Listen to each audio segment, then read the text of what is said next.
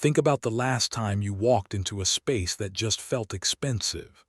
Maybe a quiet hotel lobby, or a friend's apartment, or a little cafe with good light and no noise. You felt it before you could explain it. Something about the calm, the light, the order, the texture of things. Now here is the question almost nobody asks. How much of that feeling actually came from money, and how much of it came from a handful of very specific choices that barely cost anything at all? Because once you can tell those two apart, something surprising happens. You realize you can build a life that feels genuinely expensive on a completely normal income, and the people spending 3 times as much are often the ones whose lives feel the most cramped. Let me start with the single most important idea in this entire video because everything else hangs on it. Feeling expensive and being expensive are not the same thing. They are not even closely related. A life feels expensive because of a small number of high-contact, high-sensory touch points. The light in the room, the quiet, the texture of the thing you are holding, the calm of an unhurried morning, and almost none of those scale with your income the way you have been led to believe. The feeling lives in a few specific levers, not in the size of the total bill. Most people try to make their entire life expensive, spreading money thin across everything, and the result feels like nothing. The trick is the opposite. You make a few things genuinely excellent, and you let everything else quietly disappear into the background. To understand why this works, you have to understand the thing your brain does to every purchase you have ever made. It is called hedonic adaptation, and it is the quiet villain of personal finance. Here is how it works. You buy something new and exciting. For a little while it lifts you. And then, reliably, predictably, the thrill fades and you return almost exactly to the baseline level of happiness you had before. The new thing becomes the normal thing. So you reach for the next purchase and the next, chasing a feeling that evaporates every single time. The cruel part is this. Buying more expensive things does not escape the treadmill. It just resets your baseline higher, so now you need even more to feel the same nothing. People earning enormous incomes feel this constantly. The luxury becomes the floor, and the floor never feels like luxury. But there is a category of spending that resists this fade, and the research on it is remarkably consistent.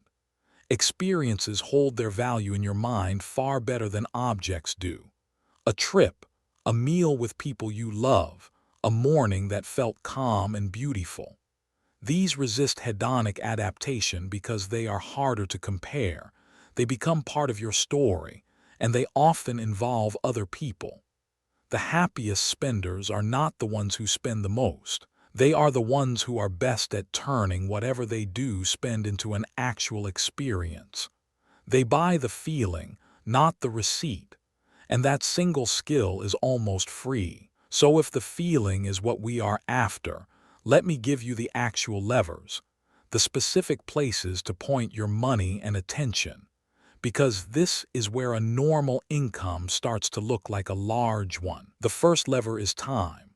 Time affluence beats stuff, and it is not close. The research keeps finding the same thing. People who spend money to buy back their time, a cleaner, a delivery, skipping a miserable commute, report higher life satisfaction than people who spend the same money on more possessions.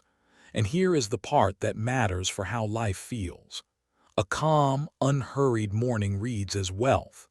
A frantic, rushed, late one reads as poverty, no matter what your bank balance says. The single most expensive feeling in the world is having enough time, and you can buy small amounts of it for very little. The second lever is your space, and specifically 3 things in it: light, order, quiet. Walk into any space that feels expensive and you will find those 3. Not marble floors, not a huge square footage, light, order, and quiet. And every one of them is nearly free. Decluttering costs nothing. Opening the curtains costs nothing. A made bed costs nothing. One good lamp in a warm corner, one candle, a clear surface with a single beautiful object on it. These read as luxury to your nervous system, and they cost a tiny fraction of what people spend trying to feel the same way by buying more. The third lever is the quiet luxury principle. Fewer, better things. A small wardrobe of well-made, neutral, simple pieces looks dramatically more expensive than a closet stuffed with trendy fast fashion. And the math here is genuinely beautiful. Think about cost per wear. A $200 coat that you wear 200 times costs you $1 each time you put it on. A $30 coat that falls apart and gets worn 5 times costs you $6 a wear. The expensive-looking thing is often the cheaper thing. Quality reads on you. Quantity just clutters around you. Buying fewer, better things is not deprivation. It is the most efficient luxury there is. The fourth lever is the most powerful one, so pay close attention. Pick one or two anchors. Do not try to upgrade everything. Choose the one or two categories you actually touch every single day and make only those genuinely, unreasonably nice. Think about it. You sleep in your bed for around 8 hours a night. That is a third of your entire life spent in contact with your sheets and your mattress. You drink your morning coffee every single day. You sit in your work chair for hours. These high contact points set the perceived tier of your whole life. So put your money there. Get the genuinely good sheets. Get the coffee setup that makes you happy every morning. And then cheap out completely shamelessly on everything you barely touch or never see. Nobody, including you, will ever notice the bargain version of the thing you use twice a year. But you will feel the excellent version of the thing you touch every day, constantly. The fifth lever ties it all together. Ritual over volume. A single, beautifully made coffee at home in a cup you like taken slowly beats 5 rushed takeaway cups bought in a hurry. The ritual is what creates the expensive feeling. The volume is what creates the bill. One good thing, treated with a little attention and slowness, delivers more of the rich feeling than 10 convenient things consumed without noticing. And this is the move the genuinely well-off often make without thinking. They do not consume more. They consume more deliberately. Now let me put real numbers on this because this is a channel about the math, and the math is the most convincing part. Picture two people who earn the exact same $70,000 a year. The first person spreads the money thin. A bigger apartment they are never actually home to enjoy. A leased car for the image. A closet full of fast fashion that looks dated in a season. Daily takeout eaten standing up. Their life looks busy and costs a fortune and somehow feels like nothing.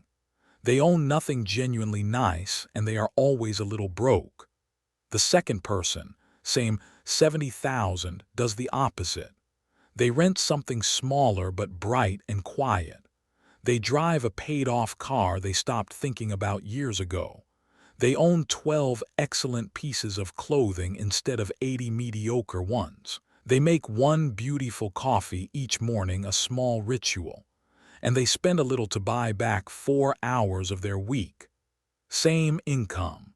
And the second person's life feels twice as expensive as the first, while quietly saving the difference. Here is the lever that makes it possible, and it is almost embarrassingly simple. Most of the expensive feeling in a life comes from maybe 20% of your spending, the high-contact categories. The other 80% is essentially invisible to how your life actually feels. The forgotten subscriptions, the impulse buys, the fast fashion, the convenience spending you do not even remember a week later. That 80% is pure leakage. It is money that buys you nothing in feeling and nothing in savings. So the entire strategy is this. Redirect even $300 a month out of that invisible, forgettable spending and pour it into the 2 or 3 anchors that you actually touch. The result transforms how your life feels, and whatever is left over after that, The money you simply stopped leaking compounds quietly in the background into real, durable wealth. So look at what just happened. We did not raise your income by a single dollar. We did not ask you to deprive yourself of anything that actually matters. We just stopped trying to make the whole sprawling thing expensive and instead made the three things you touch most genuinely excellent, bought back a little time, turned ordinary moments into rituals, and let the invisible 80% fall away.